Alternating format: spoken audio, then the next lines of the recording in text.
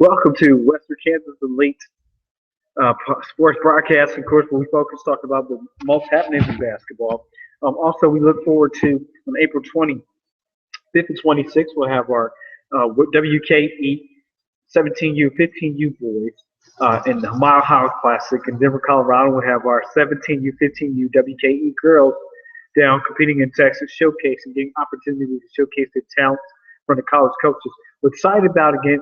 And what do we want to talk about? We want to talk about what's going on. Let's get this high school basketball stuff, or attempt to be high school basketball stuff. Excuse me, Kansas high school basketball. Let's talk about the all-state team rankings. What do we want to talk about? If you want to rank somebody all-state, and you have six classes, won't you have all-state team 1A, 2A, 3A, 4A, 5A? I don't get why certain writers, journalists, and things why you try to do an all-state. That's unfair to the talent and the hard-earned hours that student athletes put into it per class. So if you have an all-state team, have a 1A all-state team and 2A all-state team, 3A all-state team, the 4A all-state team, and the 5A all-state team, and the 6A all-state team. You may think I'm crazy, but just go. But right now, we're just going to share with you the first team. What do you think here? We have Zach Jackson out of Wichita East. He'll be going to Nebraska Omaha out of Wichita East when he graduates. Samaje Jones, he'll take a pit stop at Hutchinson Community College out there. He's the second player. This is the first team. Kyler Kinnaman McPherson, he'll be going to Fort Hays State. Then we have Trey O'Neal, Scott City. He'll also be going to Fort Hays State. And then we also look at Dean Wade, which is out of a 2A school out there in St. John's, Kansas, and he will be going to Kansas State. So you got your K-State. He'll be a K-State Wildcat. We'll see. I'm not a believer yet that he'll be successful there as far as on court time, but we'll see. So here's the thing. That's supposed to be your all-state. But my thing, in fairness to the hard work of the kids, why don't you have it per class, all-state team, 1A, 2A. And now you have the separation and distinguish of who did what per class to help that class, be successful and competitive within that class. So let's move right along. Moving right along to the girls' side for a moment here. And I'll be honest with you, the girls' side is dominated by 5A and 6A players because that's where you have the discretion still in women's basketball when it comes to talent. So we're looking at it here.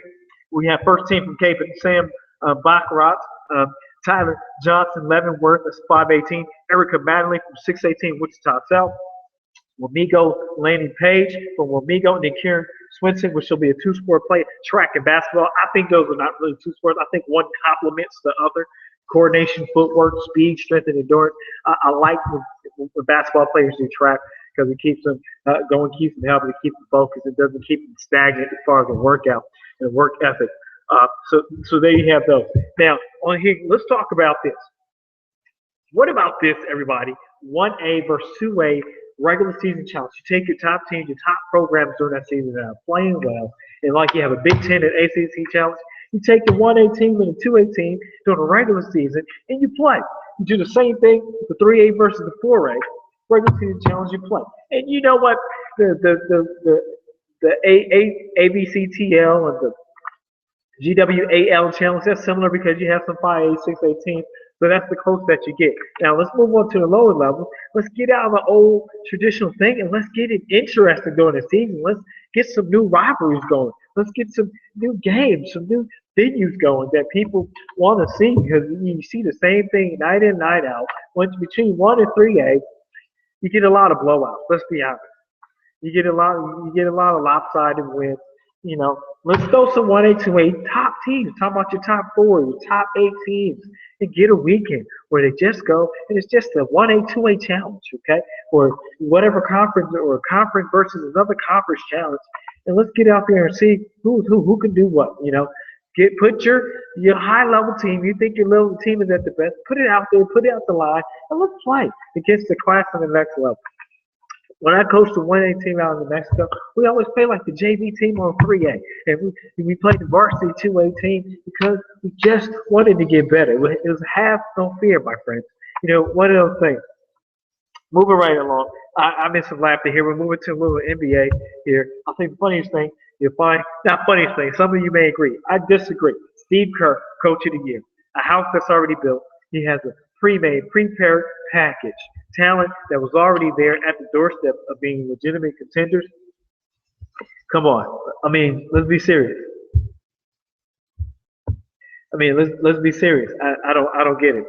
Uh, I'm not a believer. There's some other teams up there. I mean, yeah, there's some other coaches out there that are working with a lot less that I believe deserve recognition. I'm not gonna go to names.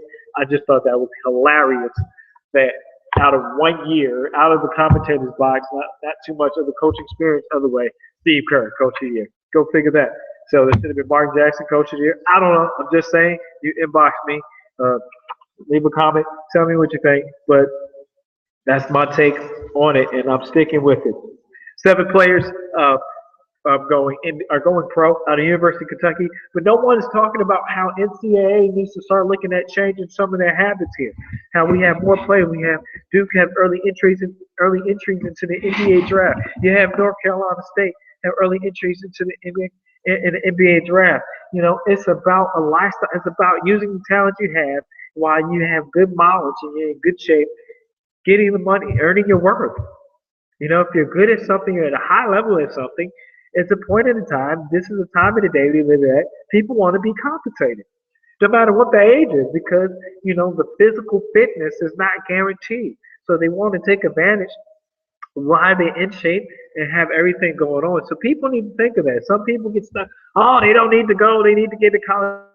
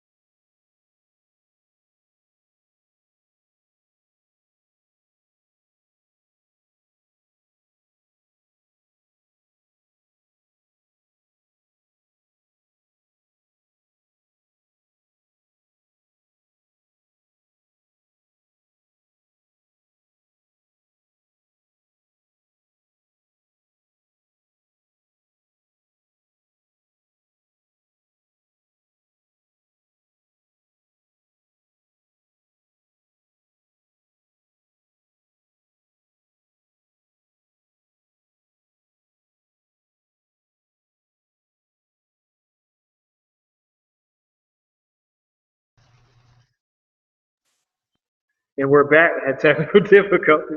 Gino, Gino Ariema, it's time for you to think about retiring, go fishing, and get some fruit snacks. Okay, right now we're talking about. Uh, but congratulations to him. That's a hard feat, but nobody really talked about it. It went undertouted, but I just want to give recognition where recognition is due here.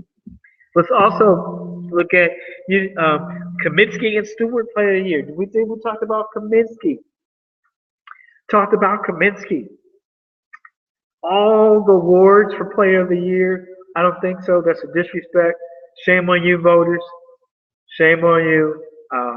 Overrated, effective player for his program, but I think it's a disservice to other young men that out there. Stewart Wooden Player of the Year. I have there's some others out there that uh, take the pick, but you know, again, we talk about the powers may be. What is popular? What looks good? What is the preferred powers may be choice to put in that position? And I'll stick with that because with all the great sports, there comes the politic and politics that either you do the dance or you don't. And that goes from high school on up to college and the pro. Either you do the dance or you don't. And those of the coaches and players that do the dance don't get highlighted. And I guess that's the thing. So hats off to them. Congratulations to them. Moving right along. Now the women's sports. You're starting to have women declare. We have the junior guard Lloyd from Notre Dame. She enters the draft, the WNBA draft early. In the WNBA, they're doing a great job of marketing and making it a legitimate professional sport for women. And I hope they continue to grow because women of great IQ and acumen for the game of basketball deserve to be compensated just as much or almost equal to women because they're sacrificing and getting their body banged up just like the men. So I like I like this uh, I like this campaign of legitimizing women's professional basketball, and I like because I love watching just students of the game, great basketball, whether it's men or women. And if you're like me, you want to see a game. So till next time, you tell me about what you think. I believe, and also I believe we should have a 1A, 2A, all state teams. They play each other in the postseason. Your all first team all state team. You get get about 10 people. Your top 10 in your all state selection from each class, and you play each other in the all postseason. After the state playoffs, how you have your all star games. So you have 1A, 2A all state team against the 2A state team, your 3A all state team against 4A all state team, 5A all state team against 6A all state team, and let's look and see what our talent is really about. Here's the thing: if you don't put yourself and you don't pursue, and if you don't work on your skills, you have to put yourself in this position to pursue what you love and use what you love to play as a tool to equip you for the rest of your life. But enjoy the moments while you have them. So until next time, sweet swishes, and see you in the gym sooner than later.